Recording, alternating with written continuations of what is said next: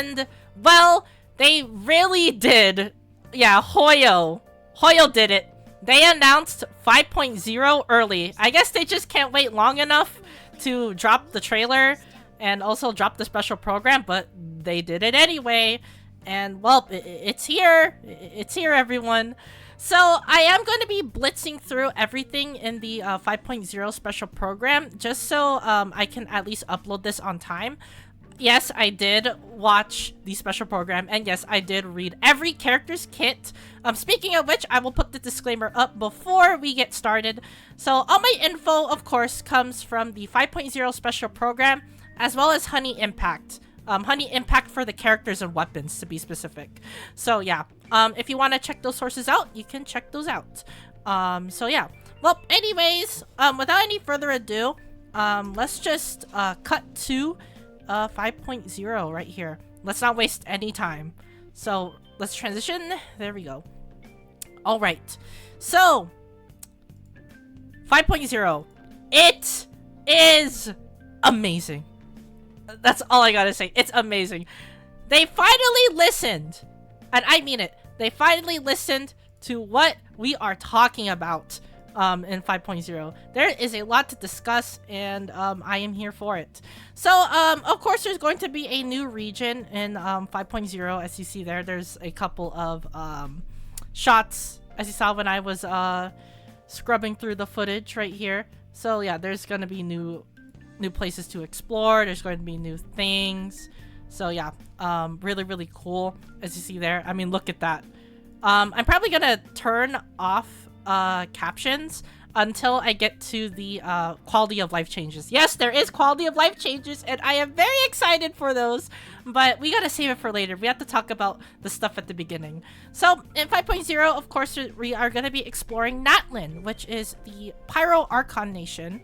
It looks very, very interesting. There's a lot of new mechanics in here. So, for those explorers out there, for those travelers, this is going to be a very, very good update. Especially if you are bored with Genshin at the moment, because, well, we don't have a new map.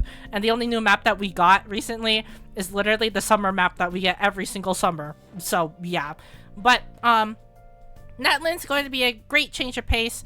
The area is kind of big, I guess you could say. It is okay, I guess. But, of course, the Natlan characters, the new Natlan characters, you already saw one of them. One of them is mualani, or mualani. Mualani is, one of the characters in, Natlan. But, all the characters have one thing in common. And that's to make Natlan easier to navigate. And we will go over those right now. So, of course, since I am going to be uploading this super early, here's one of the codes right there. So, well, I'll give you like 5 seconds to redeem that. And there's your 5 seconds. So that's your first code. I don't think, yeah, that should be the first code, because they don't show any other codes. They show 3 codes, to be specific. So yeah, but they showcase the new characters here. So one of them right here is Kachina. I think that's how you pronounce her name. Yeah, Kachina is a Geo Polearm character. Yeah, a Geo Polearm character. So I'm not gonna show what gameplay. I'm not gonna show any gameplay of this, because you have to watch the special program to believe me. But trust me, I did watch it, so you should probably take my word on what I would say for these characters, because they are literally just well, they're literally, I guess one way to describe it, they are characters who can summon creatures. Yeah, they're literal Pokemon trainers. So for Kachina, she summons a drill. As you see there, it's in her artwork. Yeah, she summons a drill. Mualani summons a shark. And then, Kinich, I think that's his name? Yeah, Kinich, right there. Or Kinich, is, well, he summons a pixelated dragon. Yeah, a pixelated dragon. So, we have Kachina here, who is a, Geo Polearm, who summons a drill. She is pretty good, it looks like. She is great for exploring. So you can't just use the drill and then just move around all over the place. So that would be pretty great, really. I mean, she can climb walls pretty fast. So eat your heart out, Kirara, because now we have a new best climber in town, which is Kachina. So well, she's great for climbing. The next character is mualani. So mualani uses a shark. Right there, as you see, she is riding on a shark. You see a shark missile right there. That's her burst, by the way, the shark missile.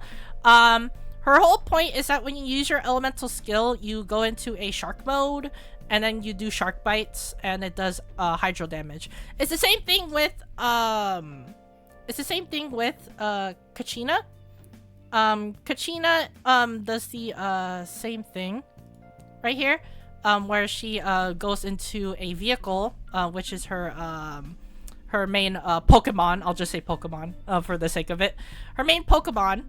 She can ride around and do geo damage with it. If you dismount on it, it does passive geo damage. So think of it like a geo construct where it does passive damage, but it moves around. So yeah. So she is basically, she can be a sub DPS and a main DPS at the same time, which is Kachina. For mualani, though, specifically her, she's way different. She is a main DPS. Yeah, she is a Catalyst Hydro character, which will say a lot about how viable she is. She is really good. I mean it.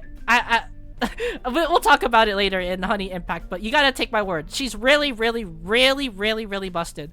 She is basically a stance change.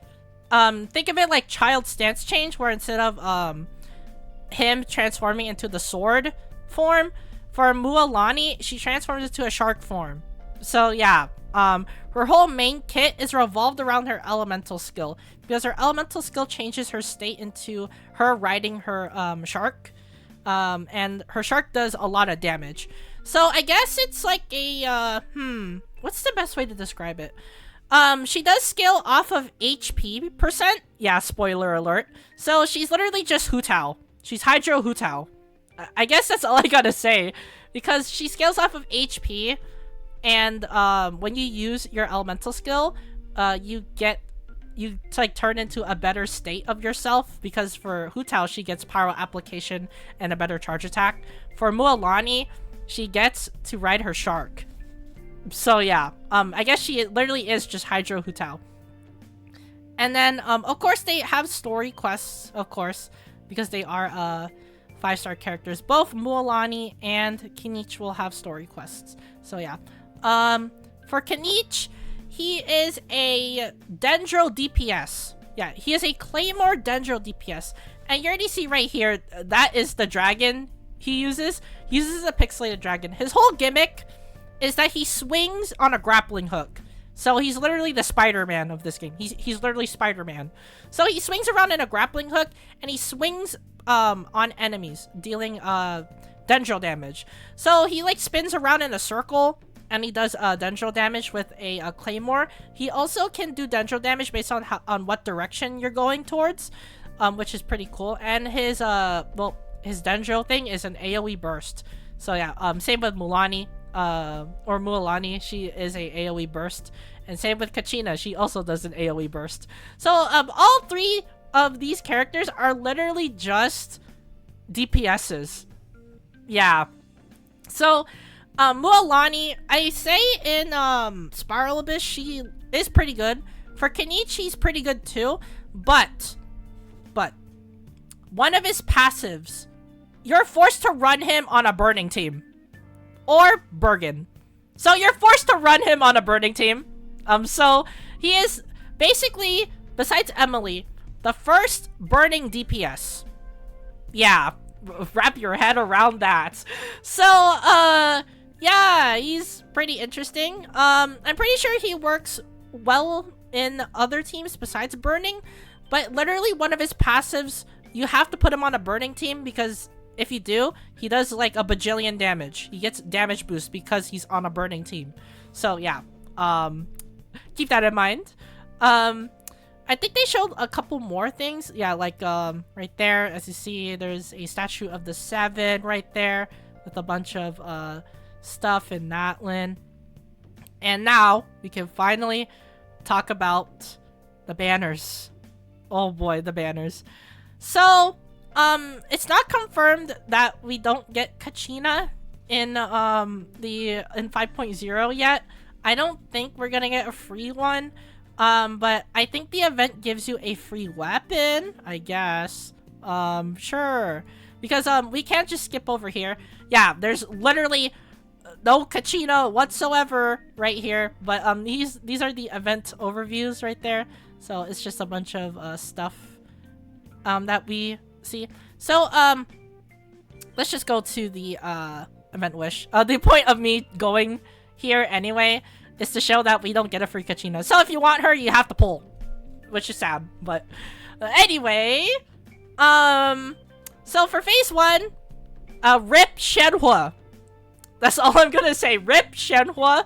She's never gonna get her rerun, I guess, because once 5.0 comes out, this marks 12 months or 1 year that Shenhua has not gotten a rerun yet.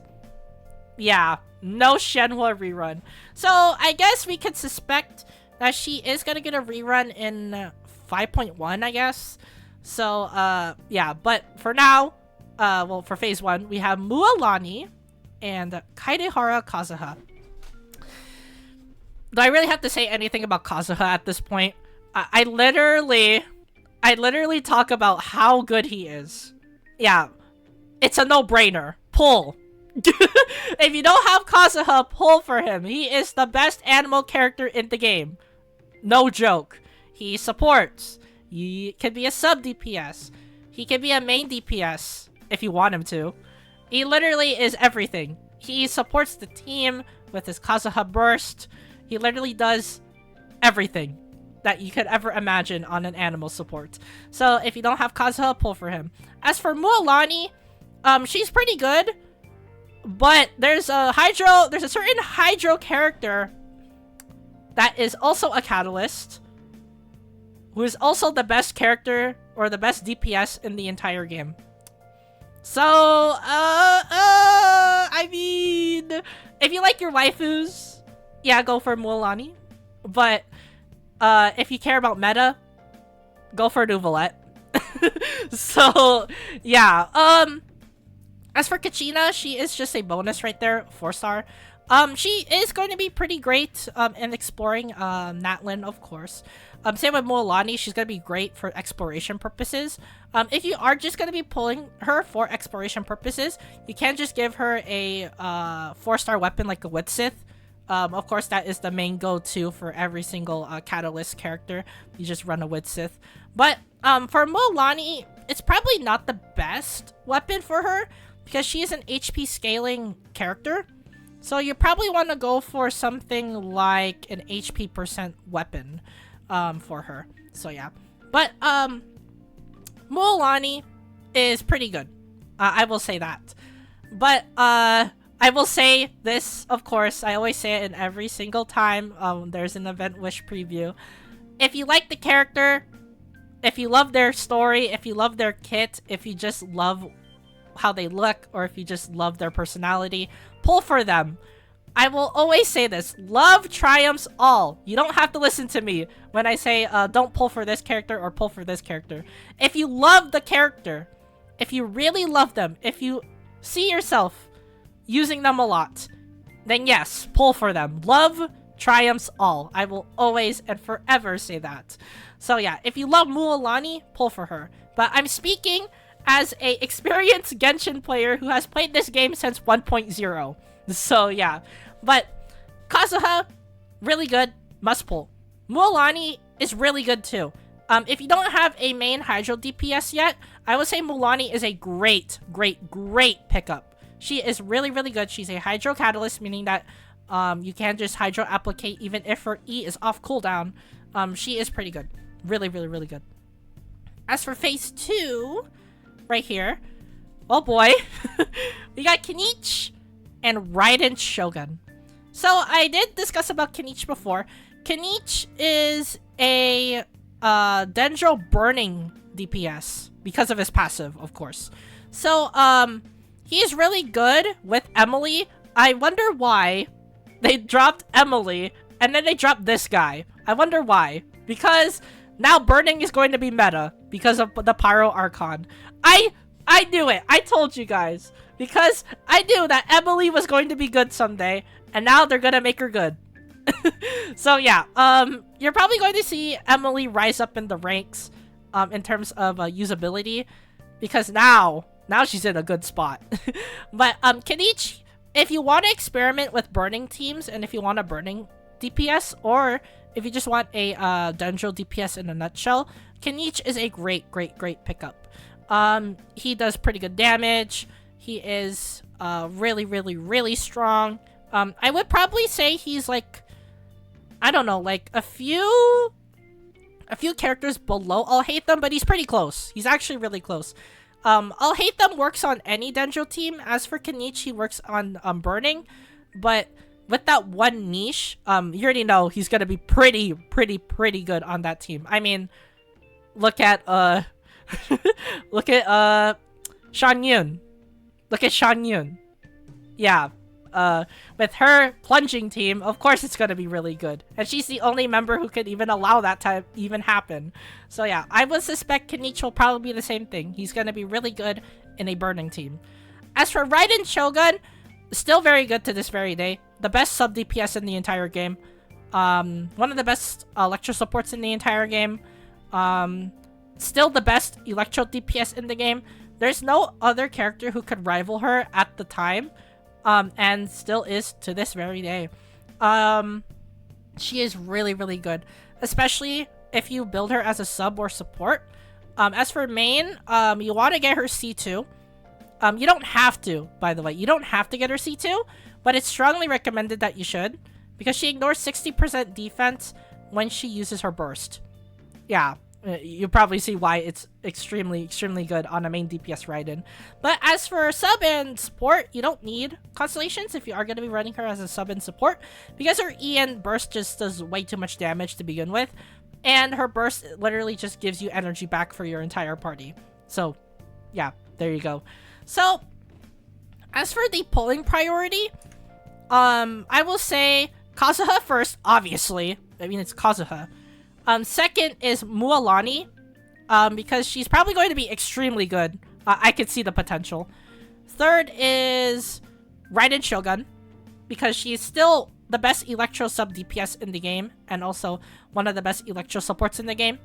And Kinich, he's the last one. But all of them are tied really close. They are really good. And I'll showcase this once we go to the Honey Impact segment.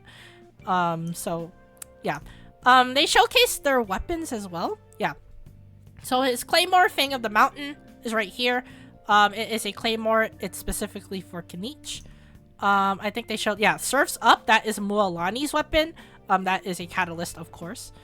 They showcase new craftable weapons right here. So the Flute of Espitzel, Earthshaker, Footprint of the Rainbow, Ring of Zach, and Chain Breaker. These are all weird weapons. You'll know what I mean once we go to the Honey Impact segment. And I think that's it. That's all they showed for the weapons and such. So I'm gonna be cutting to the event overview right here, because it does show everything, which is the of Thorns and Crowns. I gotta look at everything. Yeah, so we have Traces of Artistry, which is the first event, of Thorns and Crowns, which is the second, Mementos of Tevat, which is right there. Next up is Dodoko's Boombastic Escapades, and then the Leyline Overflow. And afterwards, they just show like other rewards and stuff that you get, and also quality of life, as you see there. So yeah. Well, before we get onto the events, we have to cut to Honey Impact. So without any further ado, let's do that right now. So we're gonna transition in 3, 2, 1. Bam. Okay. So as for Honey Impact, Oh boy, there is a lot of stuff right here. So, of course, kachina, kinich, mualani, and then, well, yeah, this is a placeholder. But we know who the Pyro Archon is at this point. As you see here, there's weapons right there too. We also have an event weapon right there, which was shown. So yeah, without any further ado, let's just talk about them. So, first up is mualani. I'll just give you the Sparks Notes version, because there's a lot to read behind her mechanics. So, if you want to read more, I suggest you go to Honey Impact and just check out the new and 5.0 tab in Honey Impact, because I'm going to be blitzing through everything because there's a lot to talk about. So, for her main stat, level up stat is crit rate, obviously because she's a hydro damage dealer. She does 3 attacks dealing hydro damage. She also has a charge attack dealing AoE hydro damage, typical hydro damage things. Her elemental skill, Surfshark Wavebreaker, gives her 60 Night Soul points. So Night Soul points are a new mechanic behind the Natlan characters. It's like Penuma and Usia. It's like Penuma and Usia for Fontaine, except that Night Soul is Natlan's thing. So for Night Soul is determined based on what character it is. So they get max Night Soul for well, each character is very, very, very different. But for Mualani, it's 60.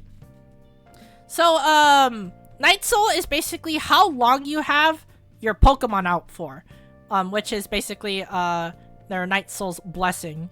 Which is everyone's universal term, I guess. Night Souls are basically just their Pokemon. So I'll just call it Night Souls, I guess, for now. I mean, it's confusing if I just call it Pokemon. But, her Night Soul is basically she just rides a shark that does damage, increases her movement speed, of course. I mean, movement speed and interruption resistance. She also, of course, does normal attacks based off hydro damage based off her max HP when she uses her E. Remember when I said that she is literally just Hydro Hutao? Yeah, that's basically what I mean. She also, when she makes contact to an opponent, they do Marked as Prey. And Marked as Prey just does big damage. Yeah. And it's based off of wave momentum stacks. And in order to get wave momentum stacks, you have to do Marked as Prey. So for each Marked as Prey, you get wave momentum stacks. When you get all 3 stacks, she shoots shark missiles. Yeah. She can target at least 3 opponents with shark missiles.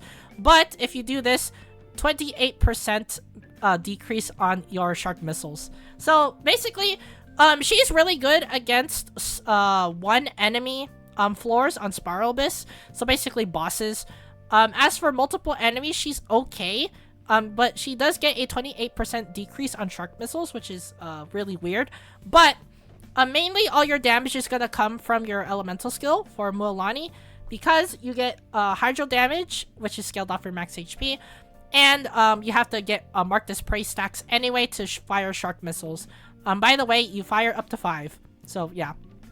And as for burst, big AoE hydro damage burst. Yeah, very, very basic. So she literally just fires a shark missile that does big AoE damage.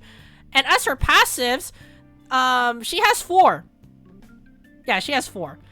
So, this is a overworld passive right here. So, when she uses Phlogiston, I think this was it? Phlogiston. Or Phlogiston. I think it's Phlogiston. Yeah. Phlogiston mechanics within Natlan, so basically all the new mechanics in Natlan. She gets that amount restored, which she does do that, by the way, because she needs this to get Night Soul blessings. So she's basically just a Natlan explorer. This is a explorer Natlan skill, and plus you get resources. Yes, you finally get map resources from Natlan. All 3 characters share this, by the way. Mualani, Kinich, and Kachina. They all share this. Yeah, resources. Yeah, so it's really good. It's not tied to a lot of characters now. It's tied to them now, which is pretty nice. Also, while you are restoring this, you can just use this to get a Night Soul's blessing.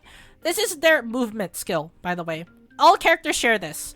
The Night Realm's gifts. So, when you're sprinting, swimming, or when you jump at a certain height, you can switch to Mualani, and she will basically go on her shark and gain 40 Night Soul points. So basically, instead of 60, she gets 40.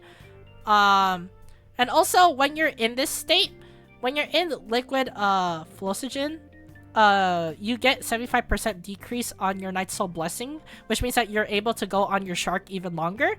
And also, 35% decrease if it's outside a natlan. So, literally, I literally mean it. She's literally a natlan explorer. So, yeah, pretty good. These are her passive talents for combat. So, when you hit someone with Sharky, aka your elemental skill, you restore 20 Night Soul points when you pick up a puffer. And she puts down a puffer every time a surging bite hits. So, yeah, you want to go for those as much as possible. So, yeah, just do big bites. Puffer fishes spawn. Pick up the puffer fishes to stay on elemental skill forever. So, yeah, that's basically her gameplay. And as for her other passive talent, when you use a Night Soul Burst, which is unique to natlan characters, she gets 1 stack of Wave Chaser's exploits for a max of 3 stacks. When you use it, your Storm Burst shot increases by these amounts of stacks based off her max HP. And that basically means her burst just does a bajillion damage. So, yeah. So, in general, mualani is just a character who can go in shark form forever, as long as you have this passive, of course. She's also great for exploration, specifically in water, of course, because she surfs.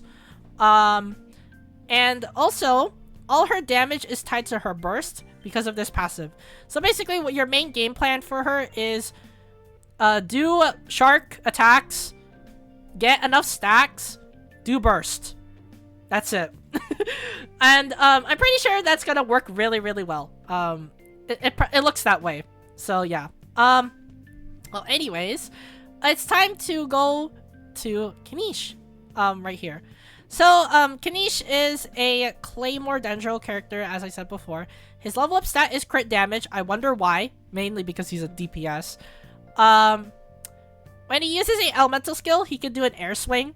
This is tied to his main mechanic, of course, of him being Spider-Man. So, yeah. He has 2 normal attacks, basically. One where he just strikes. One when he's in an elemental skill. And when he's in the elemental skill, he starts with 0 Night Soul points. Yeah, really weird, right? But if he is nearby a opponent, he does a grappling hook. Yeah, he does a grappling hook. He can also aim it, by the way, which is pretty nice. Also, his Night Soul lasts for 10 seconds and generates 2 Night Soul points. And you use those to do big damage. So basically, every time he swings, I think... correct me if I'm wrong. Every time he swings, he is able to consume 1 Night Soul stack. When you attack, you get 3 Night Soul points. So as long as you can keep swinging, you should be fine. And the max Night Soul is 20 for him. So his main gimmick is you use elemental skill to swing, then you attack people in that area by using normal attacks. So yeah. And also, if you hit people enough, or aka if your Night Souls points are maxed, you basically can use a special elemental skill, Scale Spiker Cannon, which does dendro damage, which is extremely big dendro damage. And when you fire a Scale Spiker Cannon, or after grappling an opponent while Night Soul Blessing is up, you generate Blind Spot, and when you enter Blind Spot on the opponent, so basically it's basically right next to them, you get 4 Night Soul points. And of course, Night Soul points do big damage. So basically, his main goal is to do as much damage as you can with your elemental skill, and then you just perform the Scale Spiker Cannon attack. So that's basically it. He's literally just a dendro damage DPS. That's basically what I mean. And as for this, yep, as you already know, big AoE damage burst. Yeah. By the way, if you're in Night Soul Blessing, you get to extend it by 1.7 seconds, which is nice. By the way, again, as I said before, it lasts for 10 seconds, so you're able to swing for 10 seconds, which is pretty nice. So, yeah, his burst is just big AoE dendro damage burst. Nothing special about it. And here are his passive skills. So, again, he has a unique natlan passive skill. He gets, well, Felicigen, and then he gets movement speed if you interact with harvestable items. He also reveals unique natlan resources, again, just like mualani. And here is Night Realm's Gift, another natlan passive, where he's able to consume 10 points to do a midair swing. So basically, he's literally Spider-Man. That's all I'm gonna say. He could automatically grapple onto coil grass sigils. Basically, I guess you could think of it as the sigils in I guess Samaru, where you get to grapple on them. But for him, he literally just swings on it. So yeah, I guess they're just buildings at this point. So he can just grapple towards them. He automatically grapples towards coil grasses. So keep that in mind if you are going to be grappling with them. But he's mainly there just to grapple and boost you into the air to make exploration easier. So all of these natlan characters just make exploration easier. So that's basically it. And here are his passive talents for combat. So remember when I said that he's a dendro burning or Bergen DPS? This is the reason why he is. So when you use a elemental skill, he enters the desolation state. And when you are affected by burning or Bergen, they restore 7 Night Soul points to him.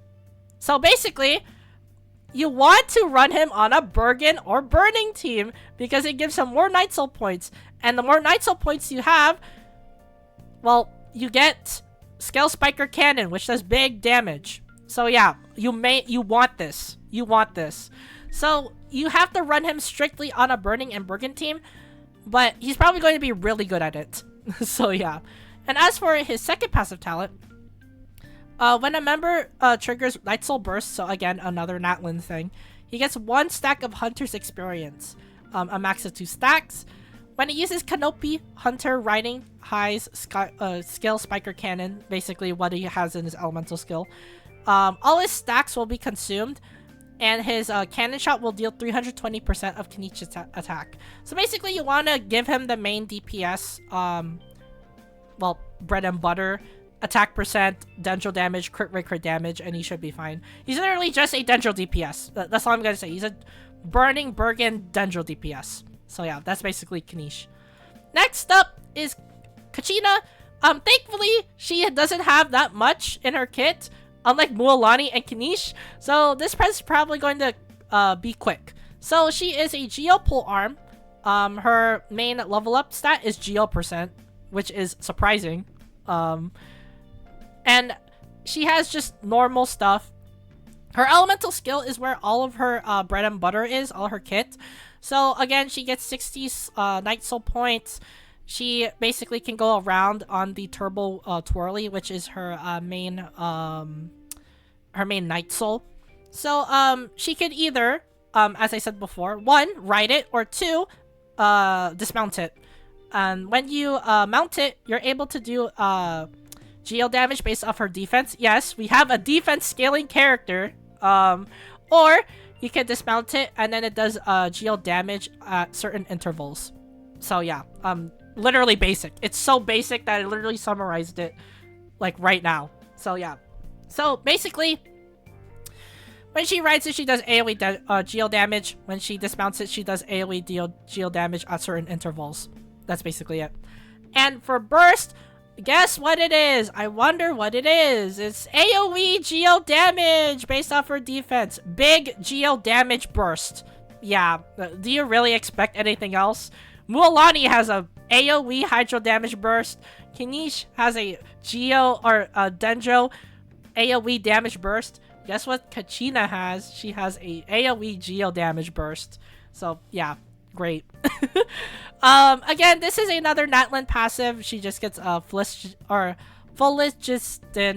mechanics, and she just gets 20 stamina. Again, nearby unique resources of Natlan. Again. Another Natlan passive right here. When you switch, she's able to go into Night Soul form, and she's able to get 30 Night Soul points, which means that you're able to travel with Turbo Twirly, which is nice. Pretty basic, really. And also, she consumes 90% less stamina when climbing with Turbo Twirly. Basically, it means that you're able to climb way higher than you should. And it means that she's the best climber in the game. So yeah, again, I will say it. Kirara, eat your heart out. And as for these are literally so basic. I mean, she's a 4-star. Of course, they're gonna hold back on her. After what they did with Bennett, Xingqiu, and Zhongling, we expect now that 4-stars now are just gonna be hold back. So for her first passive talent, she gets geo damage increased by 20%, as long as you trigger Night Soul Burst.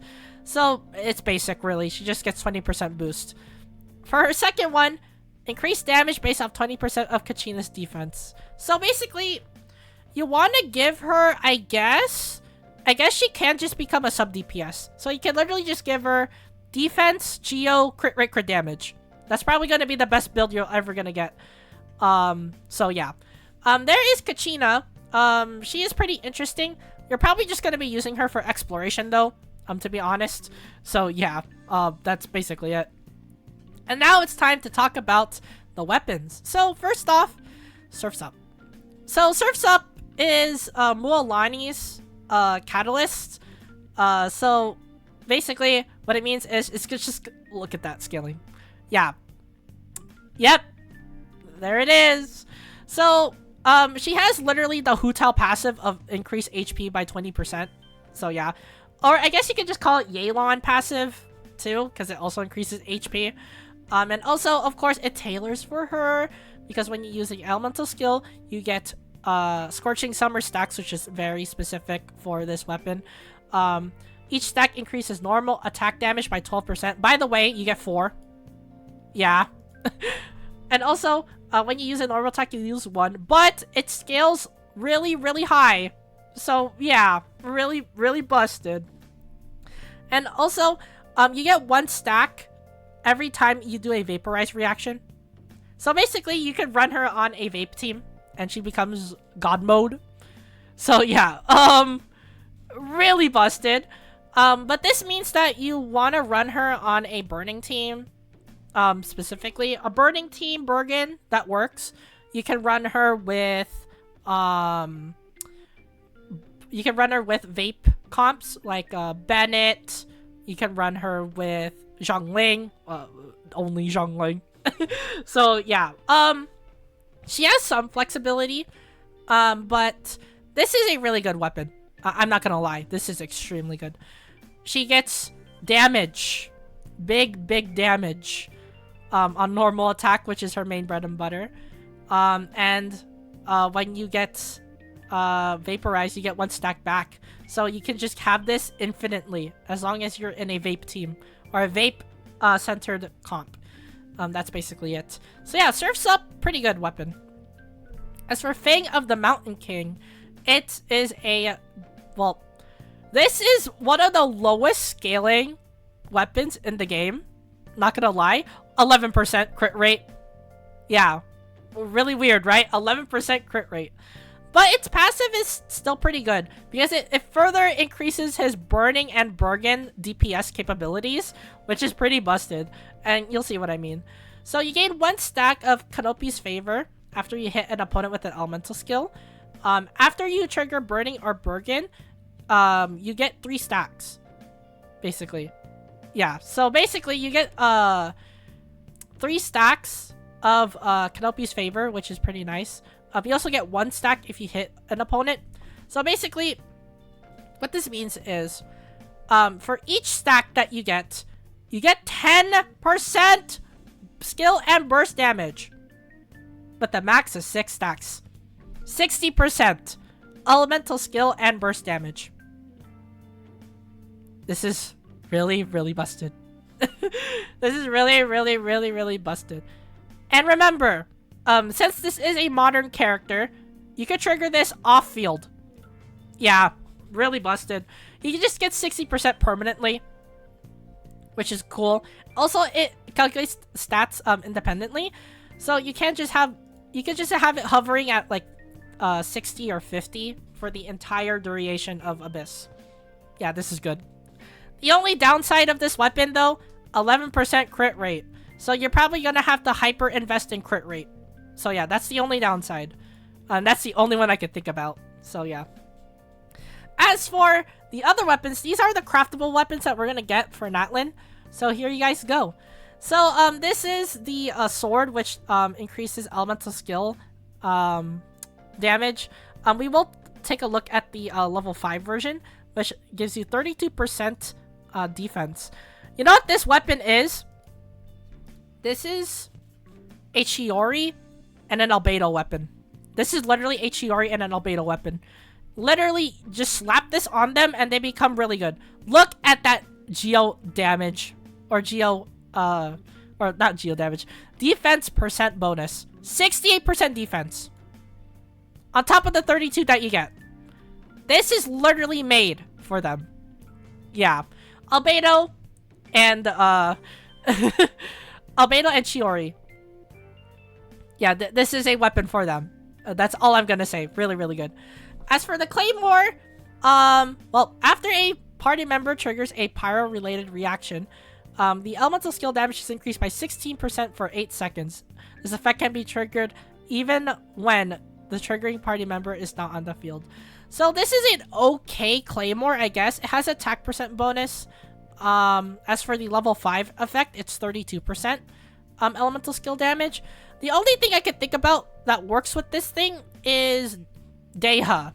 Yeah, Deha works with this weapon. I guess it could be her best weapon if you're running a sub DPS Deha. But you have to realize something. She scales off of HP. So yeah. I guess if you want to run a sub DPS Deha, go for it.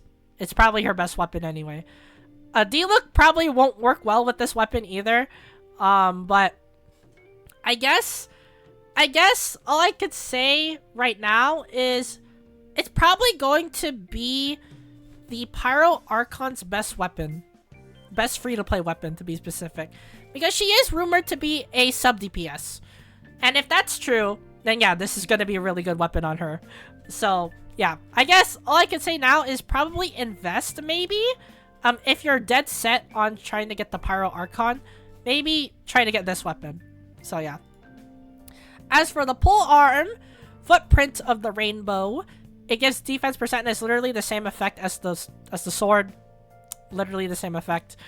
It gives off 51% defense bonus, gives 32% when you use elemental skill for 15 seconds. This is Kachina's weapon. Yeah, this is literally made for Kachina. So, slap this on her, and she becomes really good. And also, you know what this weapon is also made for? Yunjin. Yeah, this is a Yunjin weapon too. Because she gives off damage bonus based off of defense. So you can literally give this to Yunjin and she pops off. And all you have to do is use elemental skill, right? She could do that. She could do that basically. You want to use elemental skill anyway on Yunjin. So yeah, this is going to be a really good pull arm on her. And next up, right here, is the Ring of Yash. I'm pretty sure this is going to be Mualani's best catalyst, and you'll see why. So right here, using a elemental skill grants Jade Forge Crown. We'll look at the level 5 effect here. Every 1000 HP will increase the normal attack damage equipped by this character by 1% for 10 seconds. And you get a maximum of 32% normal attack damage. Yeah, this is literally Mualani's best 4-star weapon. So if you can't get Mualani's Surf's Up, you get this instead for free! So, yeah, it's really good, honestly. They actually cooked. They actually kind of cooked for this. And you know what else this works well with? Nouvelette. This works well with Nouvelette. This is probably one of his best catalysts. Also, you know what else this works with too? Kokomi. Main DPS Kokomi. Yeah, this is really good. This is an extremely good catalyst. Really good. Especially since it's free. It's free. They finally gave us good, free 4-star weapons. Finally. And next up right here is, I think this is the last weapon. Yeah, this is the last craftable weapon. The Chain Breaker, which gives attack percent bonus. And let's see the passive.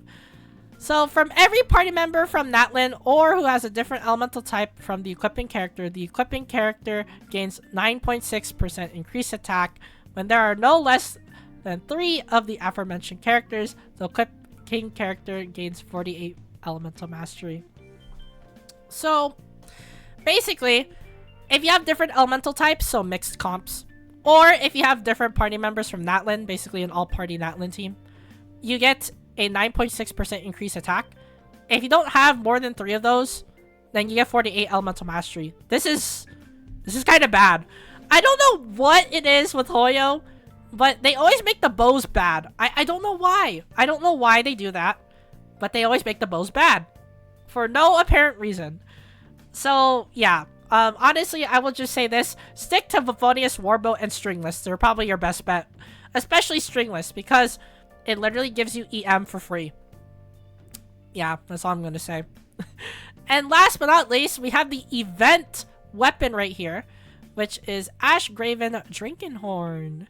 So it gives off bonus HP right here. Of course, I'm going to be reading out the max effect because you will get this R5. When you hit an attack, or when an attack hits an opponent, you can do AoE damage equal to 80% of your max HP at the target's location. This is literally just the, it's literally this catalyst, Ring of Yash. It's literally the same thing. So, what it does is basically do AoE damage based off your max HP. This is, again, a really good catalyst for Mualani, Nuvolette, Kokomi, basically anyone who uses max HP as their main damage source. This is really good. That's all I'm going to say. This is a really good catalyst. And that's basically it for the Genshin Impact segment. We can transition back to Genshin now. The Genshin special program. So, I guess to summarize, really good weapons and really good characters, I will say. Definitely recommend going for those. So yeah.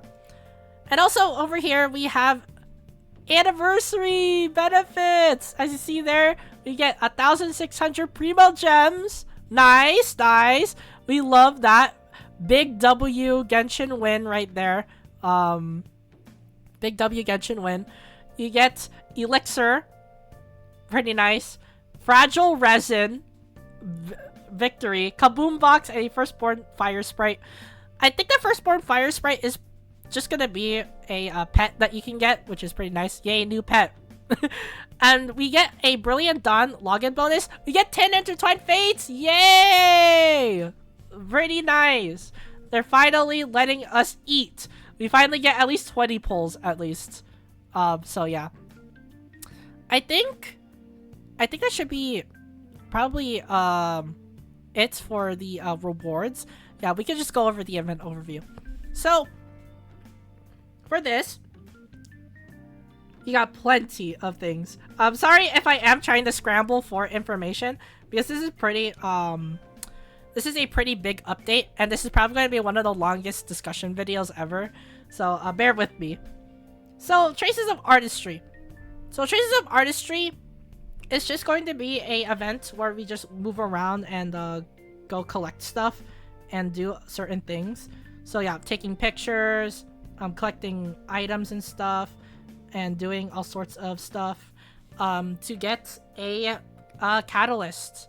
So basically, it's just your main event. It's your main event. That's all I'm gonna say. I mean, it literally gives you a Crown of Insight. Yeah, this is going to be the main event of 5.0. Of Thorns and Crowns is a domain event. We always have a domain event in Genshin. This is going to be our domain event in 5.0. Big fights, fighting mobs, etc. Literally it. Mementos of Teyvat. It is Pokemon Snap. Yeah, you literally take pictures. It's literally Pokemon Snap. That's all I'm gonna say. And making its grand return, remember this game? Dodoko's Boombastic Escapades? Yeah, it's making a grand return again. So I guess if you love puzzle solving, Dodoko's bombastic escapades are for you. And last but not least, of course, we have Leyline Overflow. Yes, we finally get it back. We could get Mora, we could get Hero Wits, and we basically can make bank and level up our characters. That's basically it. So we already discussed about everything basically. They did show off new artifacts, but I will not show this in the in this version, but I could probably show it off actually. Why not? You know what? Why not? Let's do it. Okay, so new artifacts. We're going back to Honey Impact, baby. I know this is out of the blue. I know this is really weird, but we're gonna have to talk about this because this is literally very, very important because these are new artifacts. We can't skip on these. We can't skip on this info. So, even though we are 50 minutes in, let's just go back. Okay, so if we scroll down here, there it is. So let's talk about it. So, Scroll of the Hero of Cinder City. This is literally Kenich's artifact set. As for Obsidian Codex, it's literally Mualani's artifact set. You'll see what I mean. So, let's talk about it. So, when a nearby party member triggers Night Soul Burst, the equipping character regenerates 6 energy. Yep, it's a Natlan thing. As for Obsidian Codex, when you are in Night Soul Blessing, their damage is increased by 15%, which is nice. So yeah. And over here, after the equipping character triggers a reaction related to their elemental type, all nearby party members gain 12% elemental damage bonus. Okay, wait. So that means that Scroll of the Hero of Cinder City, this is both mualani and Kenich's best artifact set. Because they literally rely on their reactions to do damage. So this artifact set right here, this is literally kind of useless. Yeah. We can read about it first, I guess, to get it out of the way. So, before we talk about this is probably going to be the main artifact anyway. We'll talk about this one. So, while the equipping character is in the Night Soul's Blessing is on the field, the damage is increased by 15%. Okay, pretty basic. After the equipping character consumes 1 Night Soul point while on the field, crit rate increases by 40% for 6 seconds. This effect can trigger once every second. So, when you use a Night Soul point, I think the only character who could do that is Kinich? I guess you could just run both of these, honestly. This is probably really, really, really good. I would say, yeah, this is probably Kenich's artifact set. You could probably make an argument that you can do Scroll of the Hero of Cinder City, but again, you realize that it's elemental damage bonus on elemental types. But so it's either, I guess, you want more crit rate or you want more damage. But well, let's read the 4-piece for Scroll of the Hero of Cinder City because we haven't read that. So, after the equipping character triggers a reaction related to their elemental type, all nearby party members gain a 12% elemental damage bonus for reaction. Approximate elemental types for 50 seconds. If the equipping character is in the Night Soul's Blessing state when triggering this effect, all nearby party members gain an additional 28% elemental damage bonus for reaction. Approximate elemental types for 20 seconds. The equipping character can trigger this effect while off field, and the damage bonus from the artifact set with the same name do not stack. So, what this means is you get 12% elemental damage bonus as long as you trigger a elemental reaction. And also, when you're in a Night Soul Blessing, you get an additional 28% elemental damage bonus for all party members. This is good. This is really, really good. You get a 40% elemental damage bonus as long as you're in a Night Soul Blessing state, which is all the time because that's what all Natlan characters are. And as long as you trigger a elemental reaction, which is all the time because you're going to be running elemental reactions anyway. This is good. This is a really, really good artifact. As for Obsidian Codex, I guess it could be used for specific situations. But I will say this is probably going to be everyone's main artifact set. Scroll of the Hero of the Cinder City. Obsidian Codex is just there, I guess. if you really are desperate for the 40% crit rate increase, because, well, then again, Fang of the Mountain King's crit rate is 11%, then yeah, this is a really good artifact set, of course, Obsidian Codex. So I guess you can just run this with Kinich and then run this with Mualani, just so that you could save on this. But if you want Kinich to have more damage, I guess you can just run this, which is pretty nice. So yeah. I think that's it for the artifact sets. So now we can just transition back to, the special program now. There we go. Alright. They also discussed about, I think rewards. Potential rewards. I don't think they, yeah, right there. So, if we share this enough, we get this for free. We get all of this for free. Yeah, pretty nice. As for the second code, I guess we can... I'll show these later. You know what? I'll show the codes later. Because, we have a lot to discuss. And once we're done discussing it, we can finally show the codes at the end. So if you guys care about the codes, then we can just talk about the codes. So, we did talk about the benefits overview. What's this? I think this is the Archon mission? Yeah, this is the Archon mission right there. So, yeah, of course. Do it. Primo gems. And plus new story. You want to know what happens in Tibet anyway, right? So, yeah. Right here. This is a, of course, story adventure. Yay! Right there. So nice. Yeah, pretty cool. We get a lot of rewards and stuff. Very, character specific things, obviously, of course. Let's skip a bit further.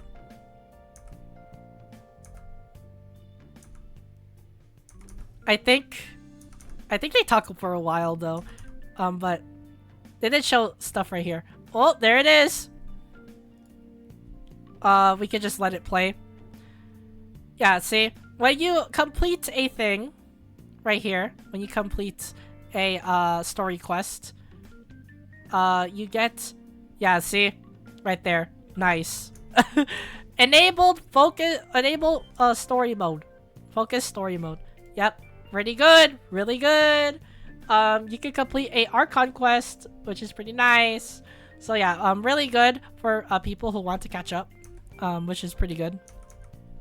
I think they also showed a bunch more stuff. They showed a lot of quality of life, basically. That's what I'm trying to say. We gotta skip ahead like a bunch. Okay. So, yeah, as you see there, they finally show what there is on the map, which is pretty nice. It means that we're able to collect stuff really, really fast, which is pretty cool that they did that.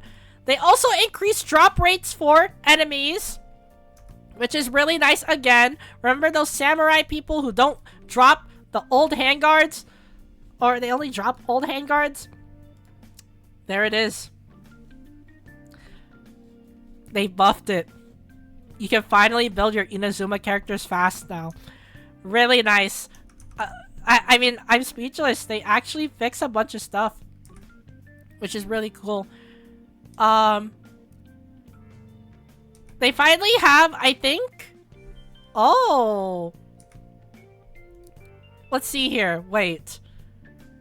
So yeah, Adventure Rank 8.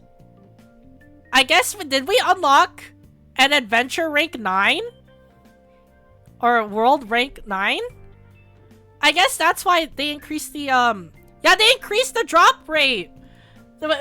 Yeah, so I guess once 5.0 comes out, they just increased the world level. I didn't look at this, by the way, because it just came by so quick. But, yeah, we're finally getting World Rank 9. And you get more drops. That's really, really good.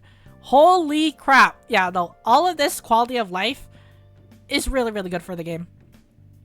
They also have a artifact salvage thing.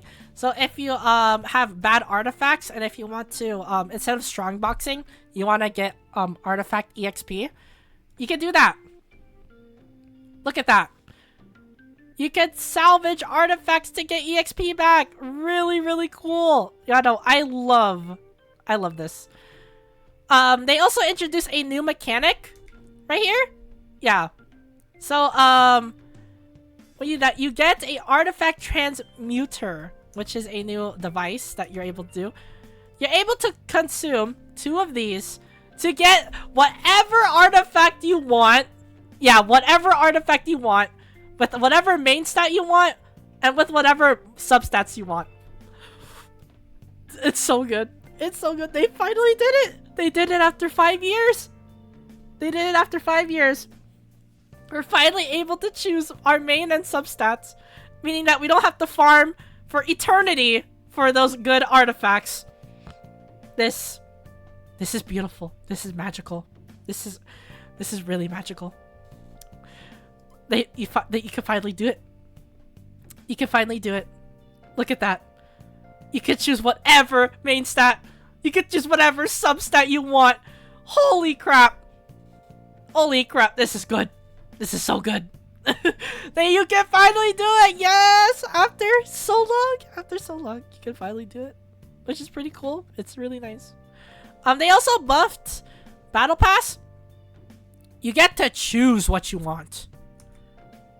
Yeah, you get to choose what you want. You want Mora? You can get Mora.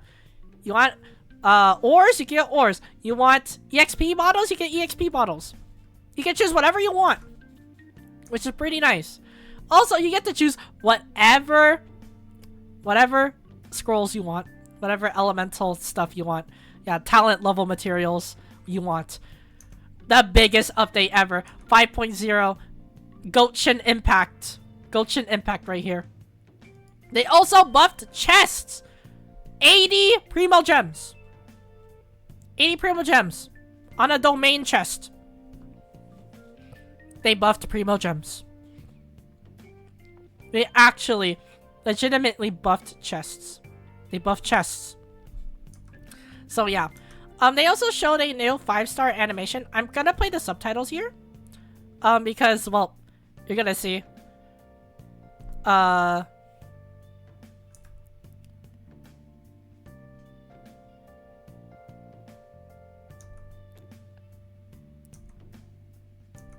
Alright. So, I think they discuss about, like, what the, because there's, like, a new gacha animation for 5 stars. Yeah, right there, see? Yeah, right here. Look at this. Yeah, they do the rainbow, and then they transform it into a fate.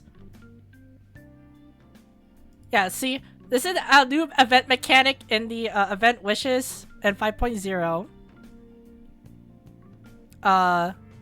Capturing radiance. So, it's the 50-50. Okay. There's a chance encounter of the Capturing Radiance event. I think this is guaranteed featured. I think that's what he's talking about. Yeah. It's a yeah, that animation right there. When the 5-star thing becomes a fate, it is a guaranteed featured. Yeah, so, basically, if you want to know if you got your 50-50, basically, you gotta wait for that animation. That animation will play, basically. Which is pretty nice. It means that we don't have to keep guessing on if we win our 50-50s or not. So, yeah. As for, the weapon banner, it's not a trap anymore! It's not a trap. You wanna know why? Yep.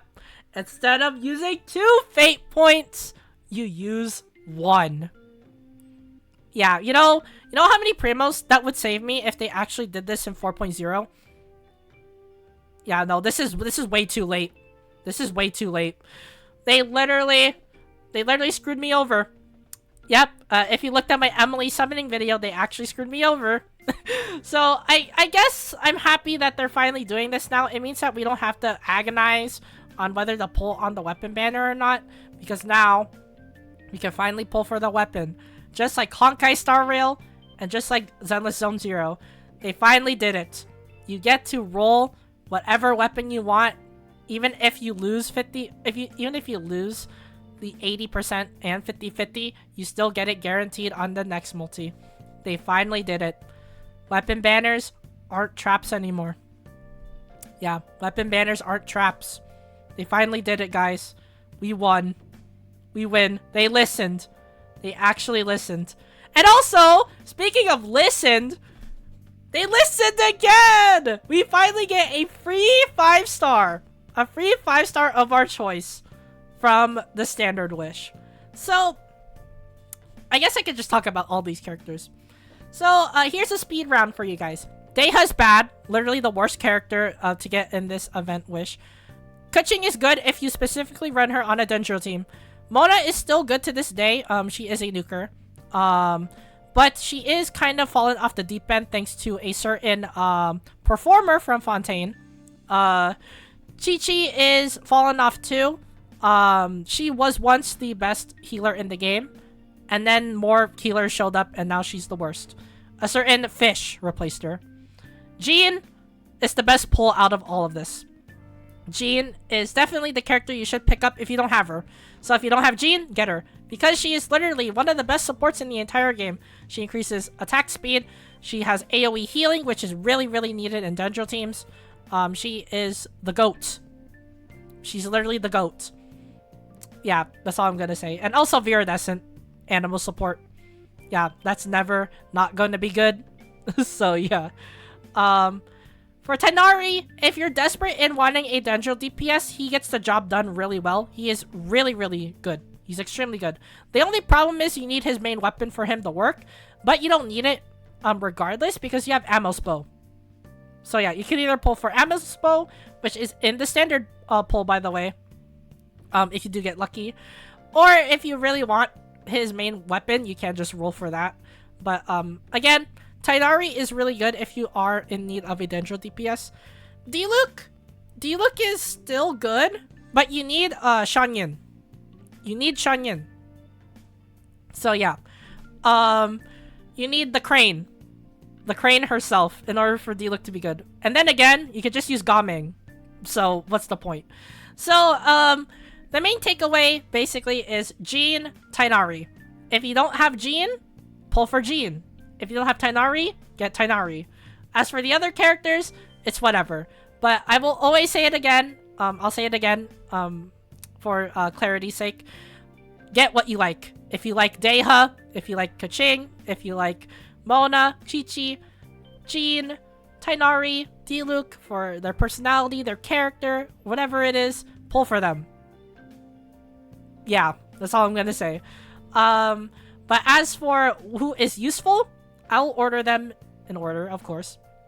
Jean, Tighnari, Mona, Kaching, Diluc, Chi-Chi, Deha. That's your order. Yeah. So that's basically it for that. You get to choose a 5-star character of your choice. Of course, if you don't have any of the characters, if you don't have a specific one, so let's say you own all 5 of these characters, or all 6 of these characters, but not Deha, then go for Deha. If you own everyone except Chi-Chi, pull for Chi-Chi. If you don't have everyone except Diluc, pull for Diluc, unless you really love their constellations. If you want their constellations, then yeah, of course, get the constellations. But I will say the biggest win here is Jean. That's all I'm gonna say. And I think that's all they showed, right? Yeah. So they did do Imaginarium Theater. Apparently this Suze's Imaginary Theater is going to be burning themed. So Emily's gonna pop off. They showed I think they showed TCG stuff. New TCG stuff. Yeah, so there you go. Nice. Really nice. So yeah, pretty cool. And I think that's it, because the rest of the stuff is just voice actors and concerts. So yeah, so I guess I'll just show you the codes and then we'll just call it a day. So here's the first code right here. So I'll just give you like 5 seconds. 1, 2, 3, 4, 5. That's the first code. Here's the second code right here. 1, 2, 3, 4, 5. There's the second code. And time for the third code, which is somewhere around here. If I can find it. Because you have to scrub through a lot of footage just to even get that far. There you go. And here's the third code right here. 1, 2, 3, 4, 5. There you go. So, yeah, we did speculate right, by the way, because these are all the Archons. Yeah, of course she's gonna be the Pyro Archon. She's literally in the cover. So yeah, Pyro Archon right there, guaranteed. Yep, she's our Pyro Archon, and yeah, of course I'm gonna be pulling for her because she's the Pyro Archon. So yeah, this is the Archon photo right now. Now we just have to hope for Shesnaya and get our Cryo Archon. So yeah, but that's basically it for the special program right there. Let's transition back to Genshin Impact, and let's close off the video for good. So, again, sorry for the long discussion video. There's just a lot to talk about, actually. Yep, Jato, yep, it is extremely insane. So, yeah, so, anyways, if you guys enjoyed this, long discussion video about me just rambling on in Genshin, be sure to support the channel by leaving a like and subscribing. It really means a lot to me if you do like and subscribe, because it really supports me a lot. It helps me keep me motivated into making more videos for you guys. So if you love gacha content, specifically Genshin, you will love my channel. And also be sure to, again, support the channel if you do enjoy my videos. It really means a lot to me. Again, thank you guys so much for the support. Without you guys, I wouldn't be here.